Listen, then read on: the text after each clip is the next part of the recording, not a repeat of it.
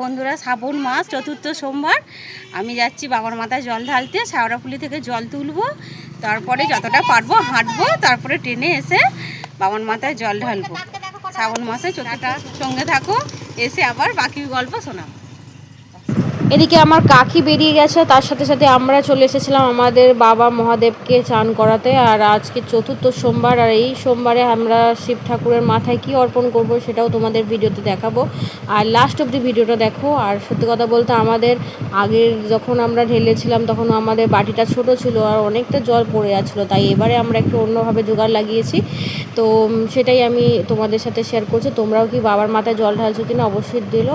আর আমি সবার প্রথমে চন্দন আর মধু আর ঘি ভালো করে বাবাকে মাখিয়েছিলাম, তারপরে আমি সুন্দরভাবে জল ঢালছিলাম। আর দেখো একে একে ফুলগুলো দিয়ে দিচ্ছিলাম, বাবার যে পছন্দের যে ফুলগুলো সেগুলি বাবার মাথায় আর অর্পণ করছিলাম। আর অবশ্যই কাঁটাটা কিন্তু দেবে, আর একটা কলকে অবশ্যই দেবে।